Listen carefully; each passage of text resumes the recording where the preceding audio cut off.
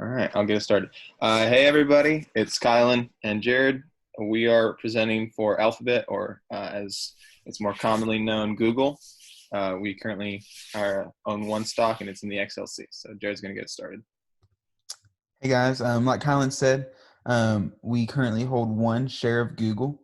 Our on April 17th, the closing price was $1,279, and this is a part of the XLC sector, which deals with communications. The XLC sector correlation matrix. We have compared it with five of its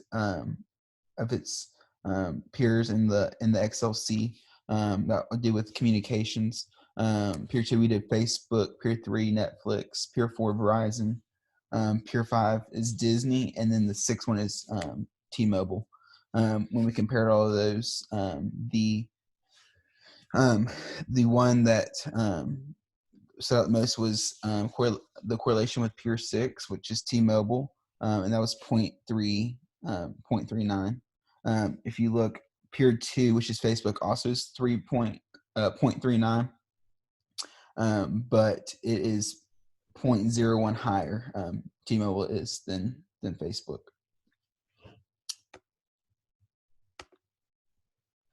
So the Google performance and relevant information. This is so Google has performed exceptionally these past 10 years.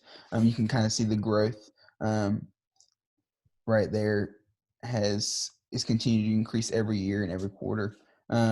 We've seen that the growth rates and significant EPS, and then Google and a majority of companies within the XLC sector are large cap. And then the communication sector is not suffering near as much during the COVID-19 as other sectors. And I think we can kind of see that because these are all like technology based, like Facebook and Google. Like people are still being able to use those, and they're relying a lot on communication and technology right now.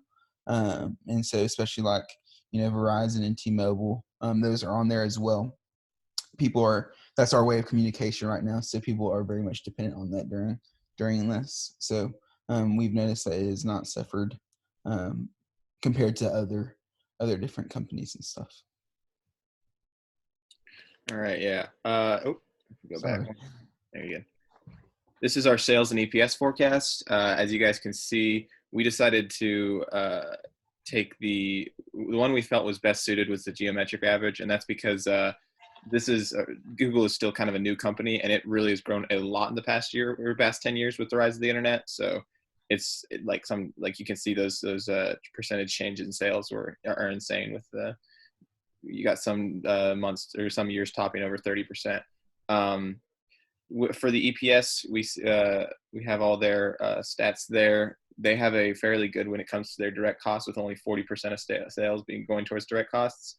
And their earnings per share last year was $49, and we have or 59 and we have them scheduled for about $67, and I'll kind of explain why in just a second. But first, this is our stock valuation model, one of the ones that we are using. This is for our multiple models. As you can see, we have all the different stats here. We see their price rising next year, as you can see in that bottom right corner. In all of our models, that the price for Google rose a little bit. We were pretty conservative with the numbers on that, just because we didn't want to overshoot the runway, because the coronavirus has really changed up what we're looking at in stock prices. But our recommendation is to sell off our share of Google, and that's for multiple reasons. But the main one is that it's a large cap stock, and it does not really fit well with the rest of our portfolio within the Nancy and Phil Saunders Fund. And the earnings per share is very good. However, that doesn't pay a dividend. It's also been less affected, as Jared mentioned, by the COVID-19 virus. And a lot of the companies within the communication sector have actually their stocks have gone up as compared. Like Google is still slightly below where they were a few months ago, but companies like Netflix right now are way higher than they were. They've been benefiting off this virus to an insane amount. And Google has, since it's more spread out with they don't just deal with the kind of communications. They have a whole bunch. They kind of have their hand in every pot. You can kind of see them taking a little bit more of a hit, but we believe it would be best so that we could we sell off our Google stock, and then we can use it to reinvest in other companies in different sectors, as there are very few small cap companies within the communication sector, and that's because essentially it's monopolized by a lot of these bigger businesses, and it's harder for smaller companies to get a really good foot in on the XLC sector. So it doesn't really fit with the communication theme. These are references. We obviously use Mergent, Yahoo Finance, and Morningstar. And is there any questions?